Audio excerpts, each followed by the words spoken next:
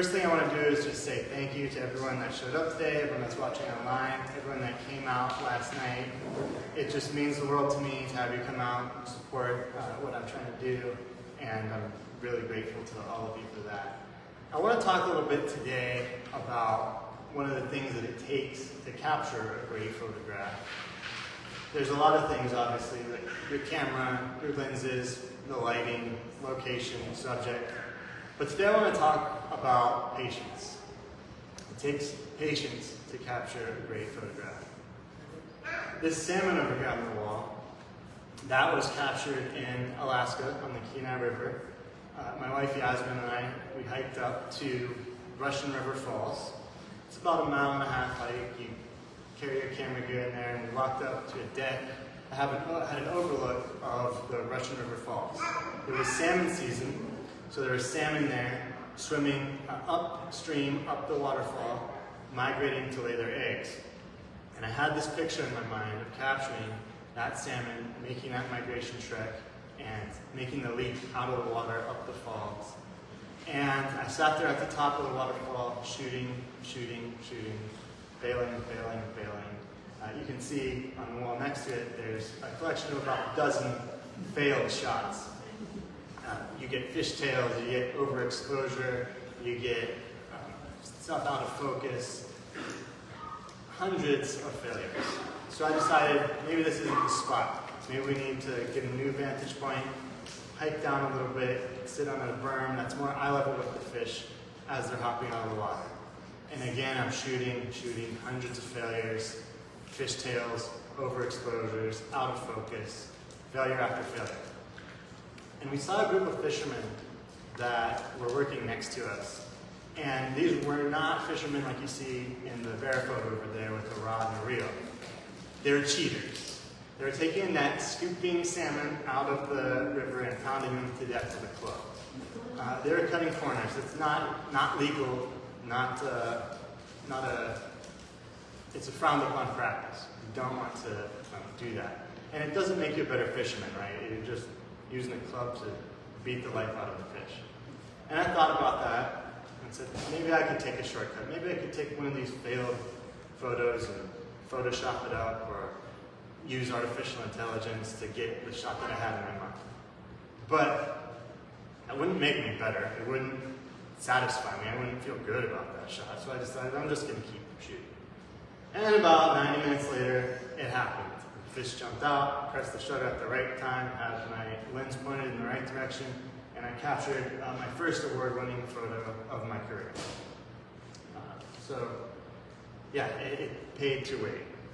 And I think life is a lot like that photo shoot. Like, sometimes things don't go the way we hope, and we have to wait and keep trying and be persistent. So this year, for me, has really reiterated that thought. If you don't know me, I have a background in advertising. I came from New York. When I first started out, I had a picture in my head of this beautiful career, flashy career, working with celebrities, going to fancy parties, having our commercials aired on national TV, and in reality, things didn't go that smoothly, or at least it didn't always come easily as I thought it would. And it was easy to get discouraged, and I felt for a lot of the time when I was there like I was a failure. And things just weren't going the way that I had pictured in my head. One morning, I got a call from a friend of mine who I had coached swimming with, John Caesar. John's daughter's here with us today. And he called me and invited me to come work with him in Lindsay. And so I did. I came to Lindsay, and it was in a lot of ways the opposite of that fancy job that I had in my head. I spent a lot of days working in a basement in a dark room, on my computer, doing repetitive work. But I was training myself and learning the skills that it took to be a good artist, to be a photographer, and to work with people and have patience and develop the products that I wanted to produce.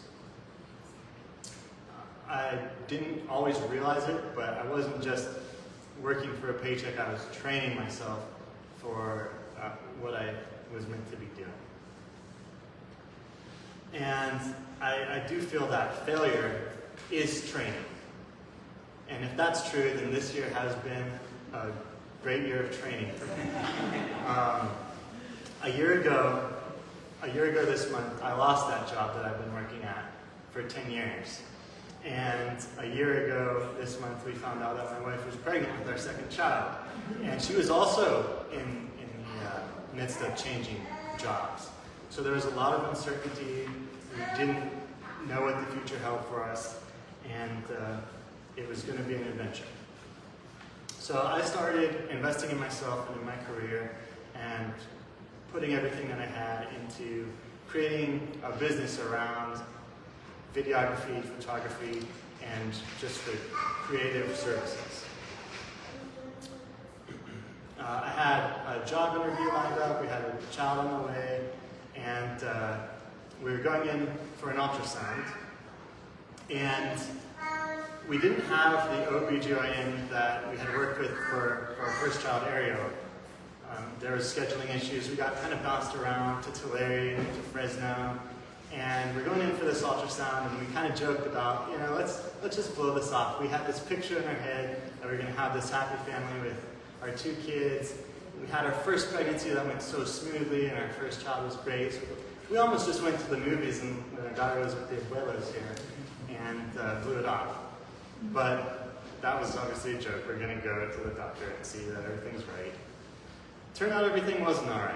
And we got the ultrasound. Eventually, Elijah, our son, was diagnosed with Noonan syndrome, which is a genetic mutation that caused anomalies in his heart and lungs and other parts of his body. And we were in for another round of training. And that was around Thanksgiving, and by Christmas, we knew that he was not going to make it, and it was around Christmas time we lost our son.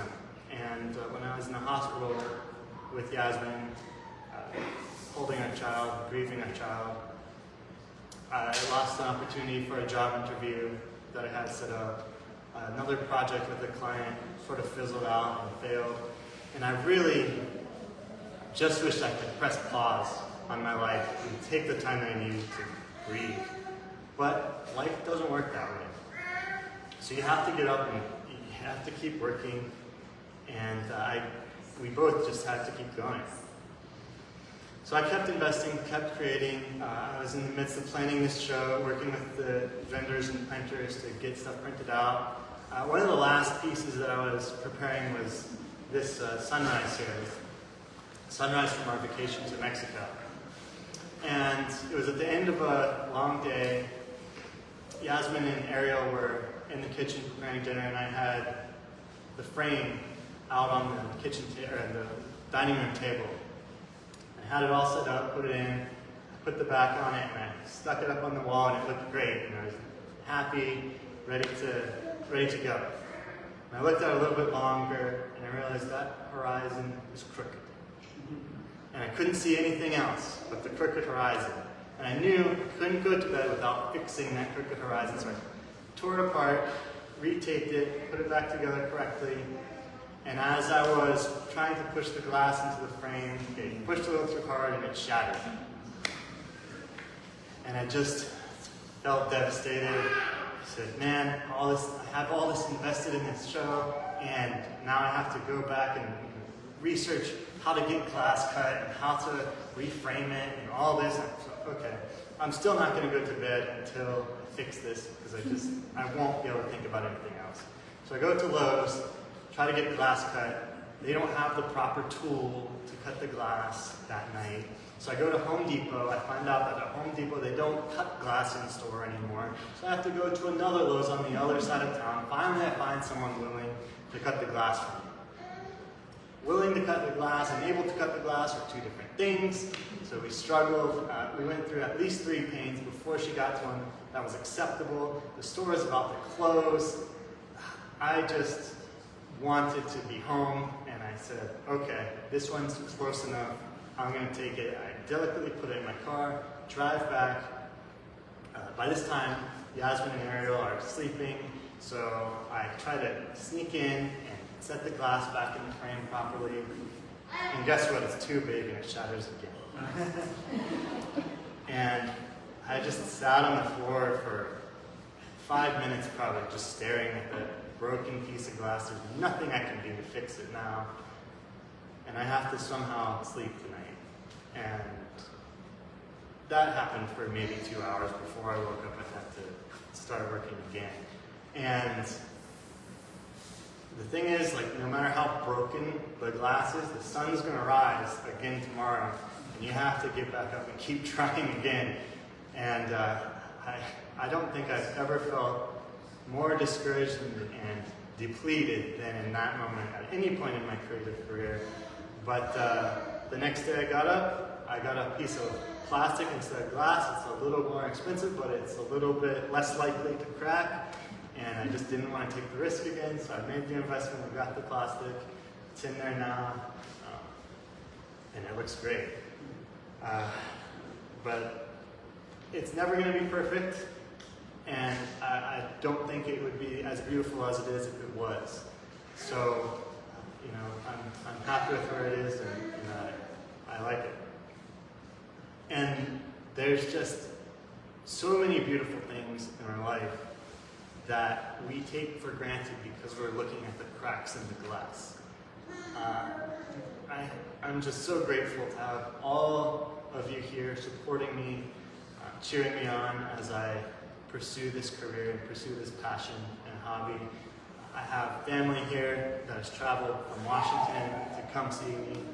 I have a wife who supports me in following this crazy, ridiculous dream, and keeps her family moving and provides health insurance. And I have this little girl here who's prettier than all the pictures put together. So it's just a lot to be grateful for. And I'm enjoying the journey, and I'm realizing that the journey is the best time in your life, and this is the best time in my life, and I'm just really happy to be here and grateful for the opportunities that I have. The picture's not complete, but the process is the fun part about it. And just have to remember that you never know when you're going to get that phone call that's going to change your life, or when you're going to be driving through Alaska after you go to Denali National Park, strike out, don't see any wildlife all day, except for maybe like a bear way in the distance too far to photograph. So you're driving home as the sun is setting and it's getting dark, driving around a bend, and you see this guy pop his head out of the forest on the other side of the river. And when I saw this, I yelled, "Yasmin, stop the car!" So she slammed on the brakes, which is not something that I recommend doing in Alaska on windy roads. The other drivers do not appreciate it. Definitely got yelled at. But I jumped out of the car, grabbed my camera in my bare feet, ran across the street, down the bank of the river, and I shot him right before he went back into the trees. And that's, you don't know when those opportunities are going to come, so you gotta just keep working, keep being prepared, and ready for them when they do, so that you don't waste them. I did go to trade school for advertising, and I had a really great photographer he was diagnosed with ALS late in his life, and he could no longer hold a camera, so he dedicated himself to teaching students like me, and he just taught me the very basics of photography before he passed, and he was a great teacher, and he started my understanding of how the camera operates and how you shoot. And then from there, I was mostly self-taught, yes, but the short answer is no. I had a really good teacher and a lot of people who have helped me along the way. Which photo is your favorite and why? Oh, Maybe not the ones you've already said. Of the ones I haven't said yet, I kind of like the rooster back there.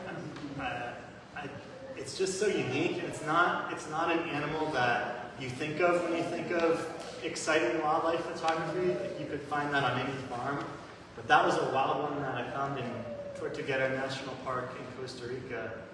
And for some reason, I just decided to crop it into his head and put it in black and white, and I just really liked the way it turned out. It wasn't at all what I was thinking about when I shot it, but there it is. They're all digital, so I don't do any film processing or anything like that, and I work with a vendor mostly. Most of them are printed by a vendor in New Mexico, so I don't do any of the printing myself. But as far as the development process, like going from camera to what you see on the wall, like I do all the editing and retouching. So when you say you slammed on the brakes for that picture, is it frequent that you will stop the car when you're driving and see something and actually go back and get a picture? Yeah, yes, yes. We did that a couple times on our most recent trip to San Luis Obispo. On the way back, there was vultures, or California condors, I should say, circling all the way. And a couple times I saw them with carcasses, and I turned around and went back and got them. I did get one of the shots. One of them flew away because I spooked it. But the funny thing with birds is they're not afraid of cars, but once you get out of the car and start walking towards them, they're gone. So you have to be stealthy. Yeah.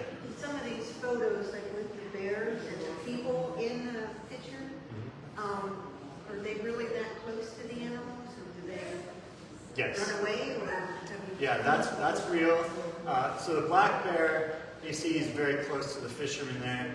They will allow them to get a little bit closer. He's obviously keeping his eye on them, but the black bears are timid. They're not going to attack you unless you corner them. With this guy, everybody clears out. That's a grizzly. They're territorial, they're aggressive, they will hurt you. And if it's a polar bear, you're already dead. They actively hunt humans. The black bears? Which they hunt? Polar bears. Oh, the polar bears. Yeah. Notice I don't have any polar bears here because I'm not known here. Sure, yeah. The grizzly bear is probably the most evident example of that. You definitely have to be cautious. You have to be close enough that you can get to the car before they can get to you, and they can run a lot faster than you. So yeah, you have to be cautious when you're shooting grizzlies, absolutely. Even like this one over here with Yasmin in Tortuguera National Park, like there are jaguars there, so you can't completely ever feel too complacent. But I think that goes with any kind of hiking or adventuring. Yeah, it's very much a combination. Obviously, in wildlife, you can never be certain. It's not like a zoo where you can go and say, I'm going to see this animal today. You take what you get, and some days you go out there and spend hours and see nothing. And some days, like monkeys will come right up and look you right in the eye. So yeah, you can't know. But yeah, there's a degree of planning that goes into it, but it's never a sure thing.